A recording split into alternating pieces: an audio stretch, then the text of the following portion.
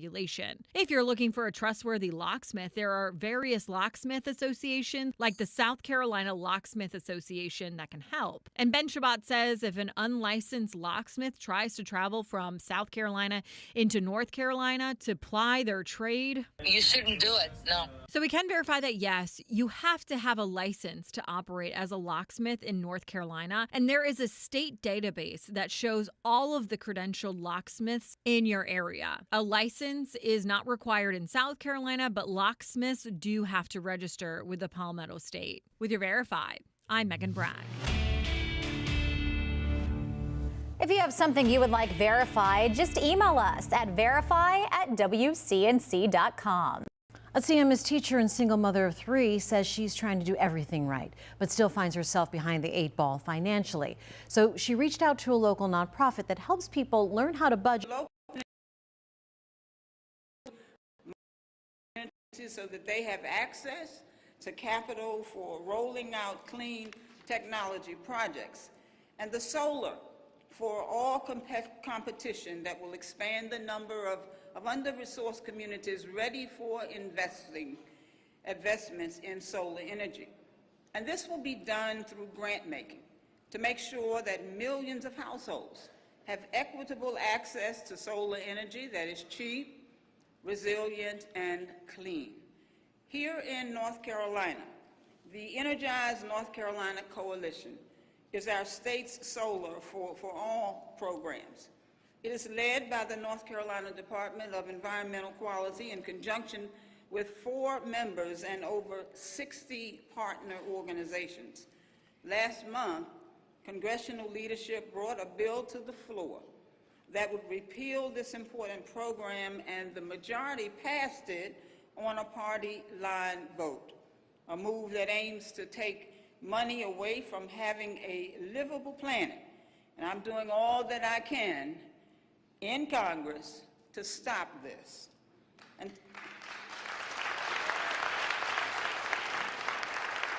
I want you to know that I will continue to work with my colleagues to ensure that we put measures in place to preserve our environment for the generation that will follow. I really appreciate you all being here today. I'm Alma Adams, and I approve this message. God bless you. Please welcome Governor Roy Cooper.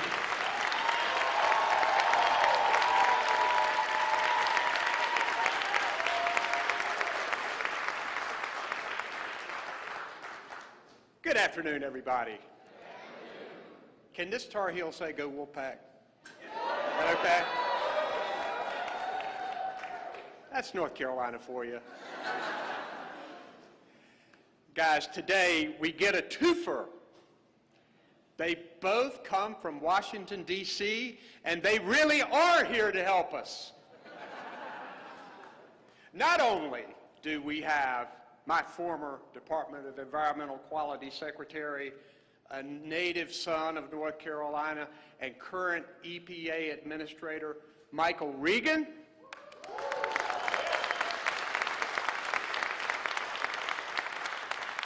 but we also have the Vice President of the United States of America, Kamala Harris.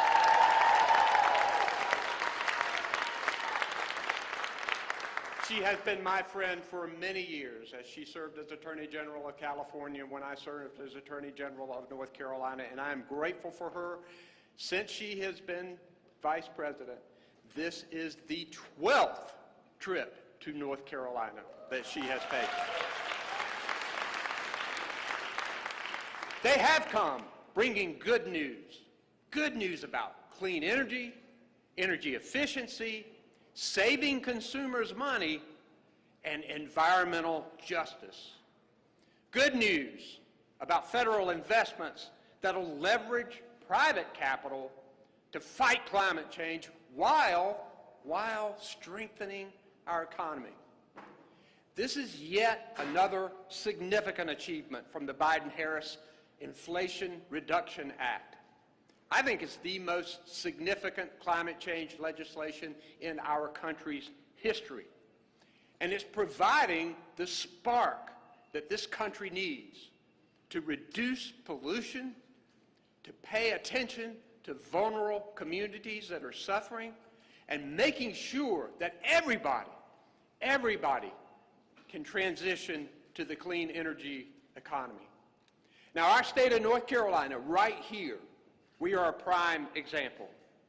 In just the last few years, with the help of the Inflation Reduction Act, North Carolina has become an epicenter of the clean energy economy, with billions of dollars invested and thousands of great paying jobs coming to North Carolina. At the same time, North Carolina has been ranked by CNBC as the best state for business in the nation. That is no coincidence. My administration has set out to attract clean energy and sustainable companies, not only to help protect our planet, but to put money in the pockets of North Carolina families with a strong clean energy economy.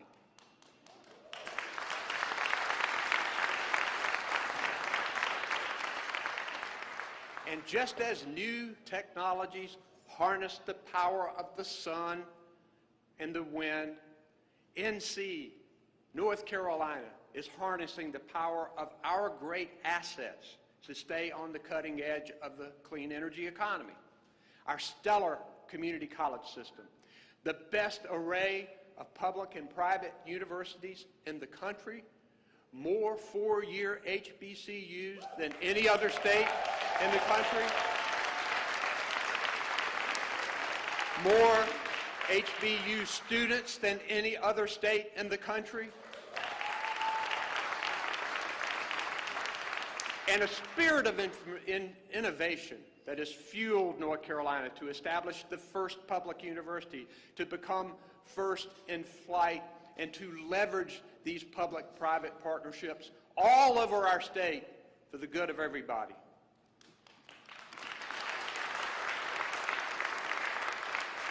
There are so many great ideas and strategies out there that have been proven and that can work, and they just need the funding to get it done. These announcements today not only bring the promise of federal funds, but the promise of more help from the private sector. The men and women with these great proven ideas and innovations can get the help to make them happen.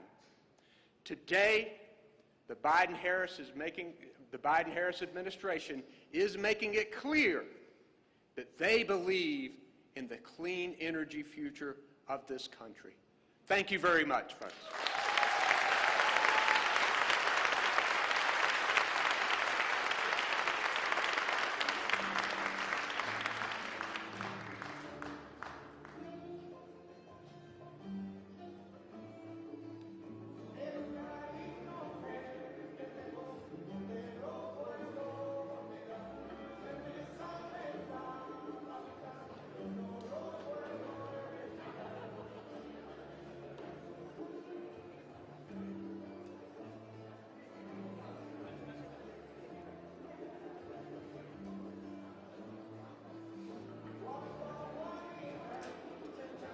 Oh, so no water table?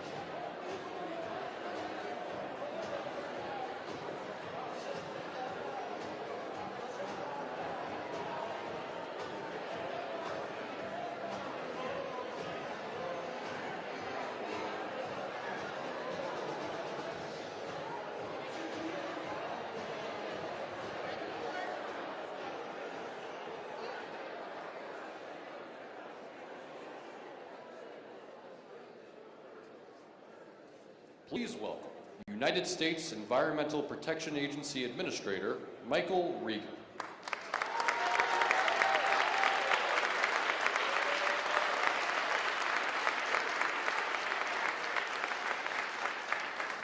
All right. Good afternoon, everyone. It is so good to be back home in my home state. Yes. And proud to be here with the Vice President of the United States, Kamala Harris. Madam Vice President, I know you're listening backstage, so let me go ahead and thank you for your steadfast leadership and your continued advocacy for our nation's most underserved communities. Folks, I'm grateful, very grateful to work for a president and a vice president who have dedicated their careers to helping our great nation reach its full potential. I just bumped into my good friend Governor Cooper backstage, and I said to Governor Cooper what I always say to him when I see him. No matter where I am in the world, I remind everyone that North Carolina is the greatest state in the nation.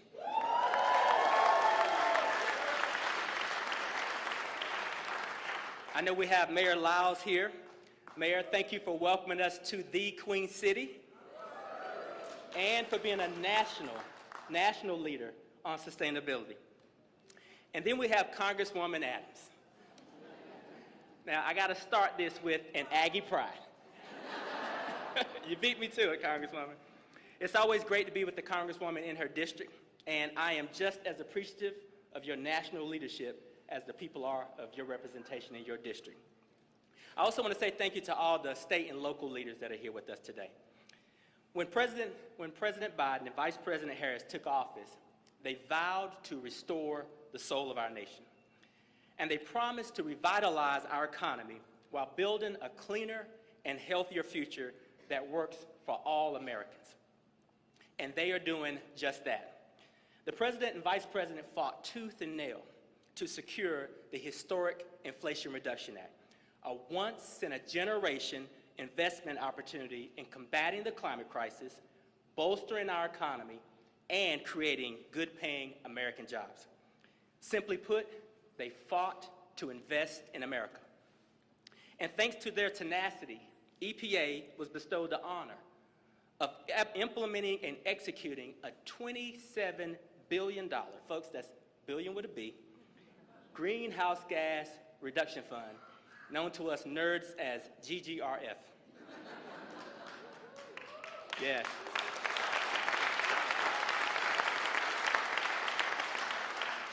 Now listen, this fund is designed to pull hundreds of billions of dollars of private capital off the sidelines to address climate change head on, to reinforce our country's economic competitiveness, to lower energy costs for everyday families, and to increase economic revitalization all across our great nation. So today, we are introducing to the world 8 applicants who will receive awards totaling $20 billion across 2 of the GGRF grant competitions: the National Clean Investment Fund and the Clean Communities Investment Accelerator. Let's give them a round of applause.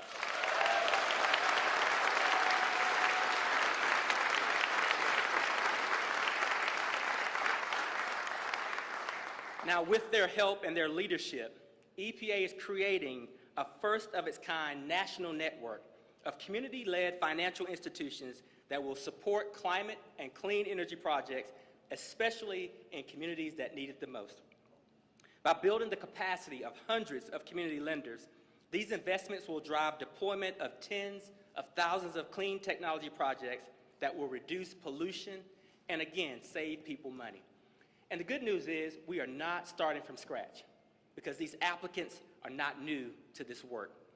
These experts have already provided capital to families and small businesses all across the country, like a pizza restaurant in Detroit, Michigan, to access more energy-efficient lighting and water fixtures, as well as solar panels to reduce those overhead costs, which is helping to keep that restaurant's doors open.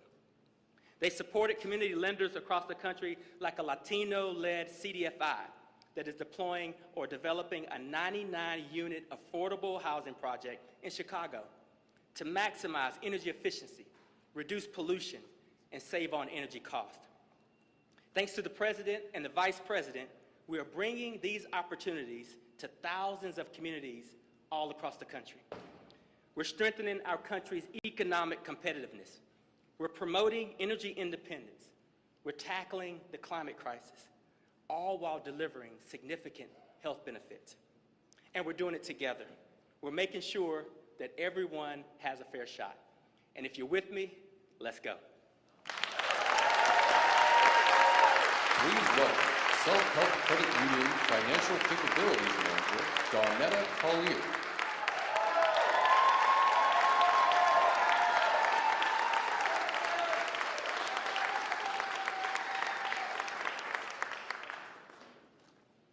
Okay, good afternoon.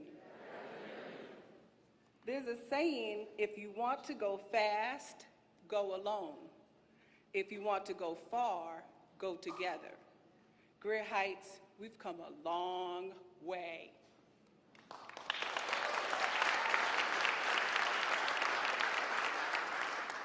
I am Dawnetta Collier, and I work at Self-Help. I have had the privilege every day of working with communities and organizations and investing in them. Between 2005 and 2019, Self-Help, together with a whole lot of partners, built 49 energy-efficient homes in Greer Heights.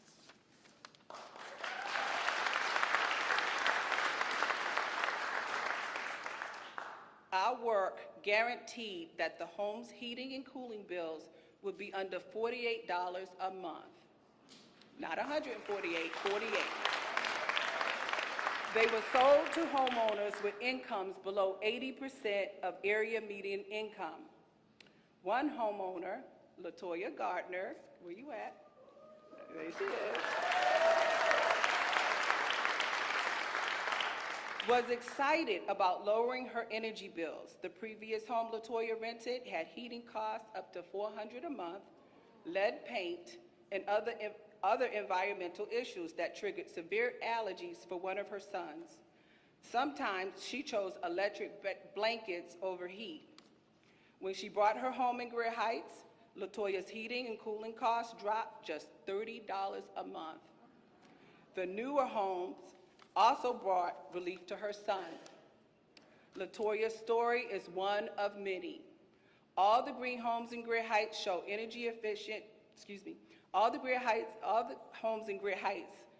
how energy efficient homes are more affordable, healthier to live in, and help homeowners build wealth. Greer Heights sets the standard high where it belongs, as an example of what we can do and achieve when people collaborate. Because if we want to go far, we must go together.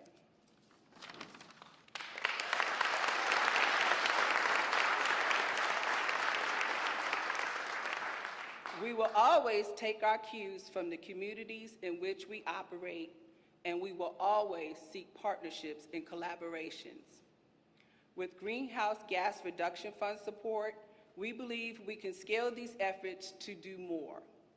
By infusing billions, he stole my line with the B, by infusing billions of dollars into community lenders across the country, we will ensure that many other communities will have the same opportunities as Greer Heights. And our vice president is leading the way. She has long been a champion for underserved communities. In the Senate, she led efforts to make sure that our climate investments were reaching the communities that need it the most. She secured billions of dollars for community lenders, including Self-Help. She is making sure that all communities have access to the capital they need to participate in and benefit from a clean energy economy. Now, it is my honor and privilege to introduce to you the first woman elected Vice President of the United States, Kamala Harris.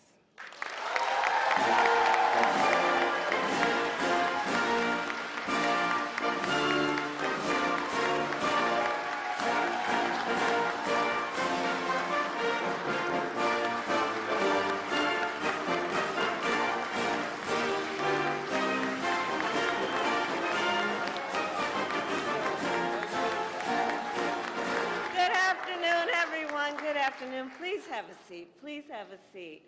Donetta, thank you for that introduction and all the work you've been doing at Self-Help. I'm going to talk about that work in a minute, but I really appreciate the fact that the spirit behind the announcements we're making today really are about our community leaders.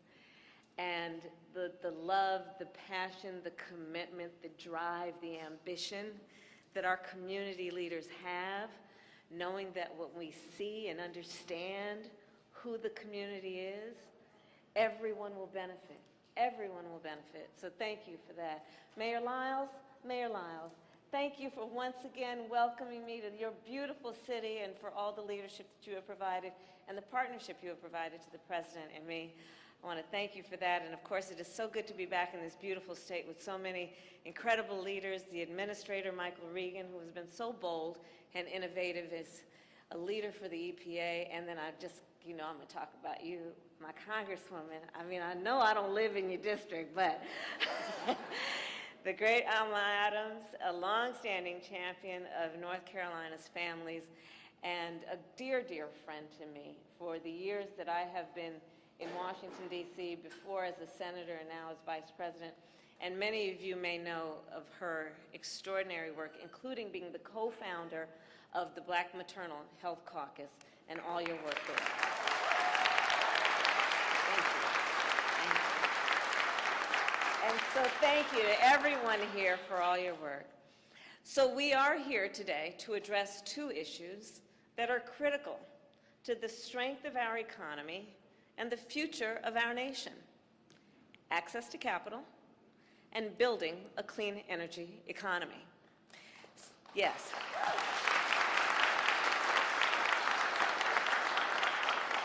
So as you have now heard, since taking office, the President and I have made an incredible investment, the largest investment ever, to take on the climate crisis. Roughly $1 trillion with a T.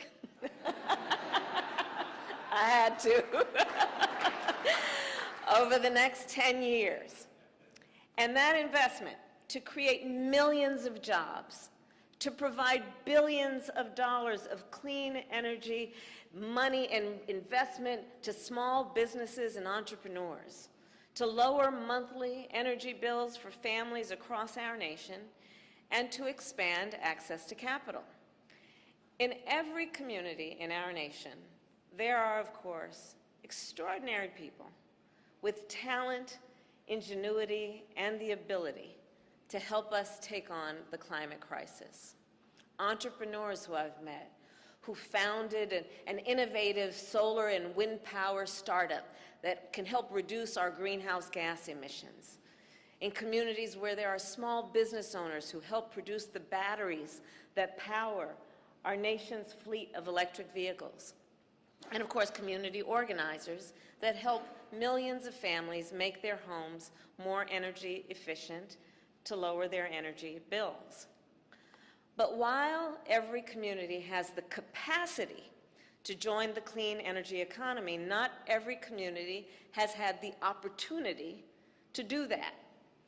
As Vice President, I have met with climate leaders from communities across our nation, from rural Arizona to downtown Detroit, from Dalton, Georgia, to Denver, Colorado, to Durham, and I can tell you that I have seen firsthand that in too many places, too many people with all of that talent there have still had limited opportunity to access to capital to do the work that they want to do to start and grow a clean energy business, to make their homes more energy efficient, or to install solar panels or EV chargers in their community.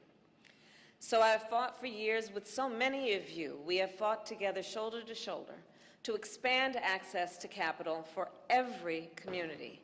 And as you heard, as a United States Senator, I was proud to gain more than $12 billion, which we secured for our nation's community banks. And those are, of course, financial institutions which are run by folks who live, work, and invest in the communities they serve.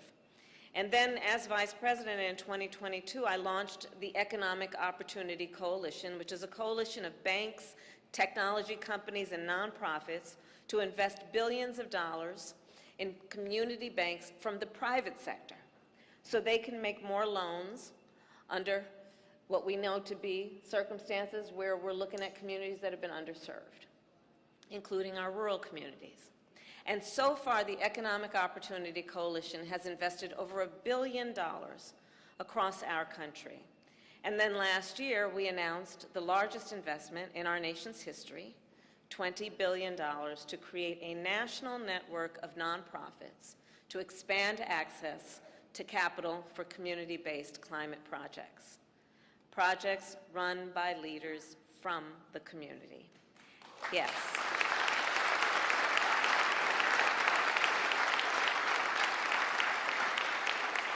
And the majority of this $20 billion will go to communities that have historically been left out and left behind. And here is what is special about this announcement. For the first time in history, we are providing tens of billions of dollars directly to community lenders to finance local climate projects. This is a novel approach. It is actually the first time we have taken this approach because we know that we have the capacity with this approach to empower communities to decide which projects they want that will have the greatest impact from their perspective in the place they call home.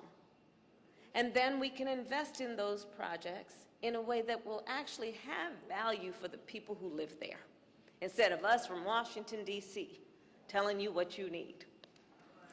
And that is critically important. And so today, our announcement is that we have chosen 8 nonprofits to lead this work, from a community of banks that are a network that serve Native communities, to a rural economic development collective that works in Appalachia, to a group of lenders that focus on economic and climate justice. Yes, and this $20 billion investment will allow these 8 nonprofits to fund tens of thousands of community-based climate projects. So I'd like you to imagine what this means. Imagine, for example, the young entrepreneur who wants to launch a startup to repair electric vehicle chargers, and that this person can now get a small business loan to hire her first employees. Imagine a small business owner who can now take out a line of credit to buy a fleet of electric delivery vehicles so he can stop paying for gas and reduce pollution at the same time. Imagine a house of worship that can now get a zero-interest loan so they can install solar panels to generate clean energy through electricity for the entire neighborhood. Our investment will also help lower energy bills for homeowners and renters. When President Biden and I first ran for office, folks told us we have to take on the climate crisis, and we have to also lower monthly energy bills. Well, the investment we're talking about today will do both. For example, today I visited Greer Heights, and as many of you know, it is an historically black neighborhood here in Charlotte. And over the past 2 decades, the community bank Self-Help worked with residents and community organizations to install good insulation, high-quality windows, and new electric appliances in 49 homes in this part of Charlotte to make them more energy efficient. So earlier today, before I arrived here, I visited with one of those homes and met Levon, who is here with his 2 beautiful sons.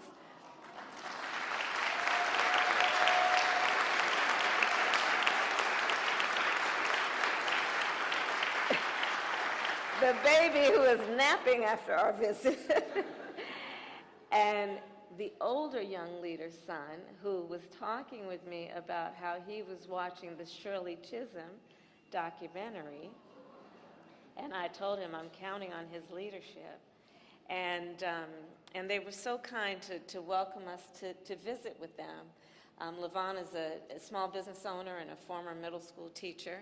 And he shared with me that in his last home, every month, he paid $300 for his gas bill and $300 for his electricity bill.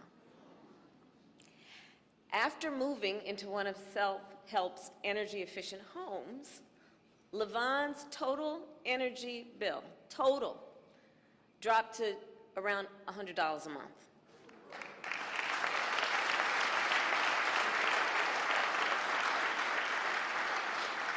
And he offered to me what that meant for him as a young father of young children.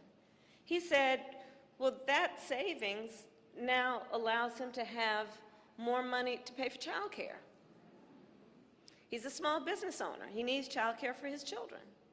He said that he and his spouse now are putting aside at least $50 a month for each of their sons for their savings account for college or whatever they choose to do. So let's think about what this means. Yes, we talk about cutting energy costs, but when we're talking about real people with their dreams and aspirations and responsibilities and obligations, this is a big deal. So today's investment will allow Self-Help and other nonprofits to help 30,000 more families across our nation upgrade their homes, and that is just the beginning. But think about it. Soon, 30,000 more families will have the funds they need to replace drafty windows and install better insulation to keep their homes warm in the winter and cool in the summer. And here in North Carolina, to help you lower that monthly Duke Energy bill. You're welcome. Right? And just like Levon, 30,000 more families will now have the opportunity to save potentially hundreds of dollars every month, and with more money in their pocket than for groceries and school supplies and child care. Our $20 billion public investment will also serve as an investment for the private sector, and I met with the leaders of the 8 nonprofits before I came out to thank them, because over the next 7 years, this $20 billion public investment will incentivize more than $100 billion in private sector investing. And I know, and I think everyone here knows, that there is great power in public-private partnerships, which demonstrate how much we can accomplish when we combine the experience and expertise of the private sector with the scale and capacity of government. So all of that being said, we also know that this investment is going to create jobs, good-paying union jobs, jobs for the workers of IBEW who are going to install the energy-efficient lighting, jobs for sheet metal workers who can replace the dirty furnaces and replace them with clean electric heat pumps, and jobs for the laborers who will build affordable, energy-efficient housing. So I'll conclude with this. This investment demonstrates an important point. When we invest in climate, we create jobs, we lower costs, and we invest in families. When we expand access to capital and give every person in our nation, no matter who they are or where they live, the opportunity to pursue their dreams, we build a cleaner, healthier, and more equitable and more prosperous future for everyone. Thank you all. May God bless you, and God bless America. Thank you.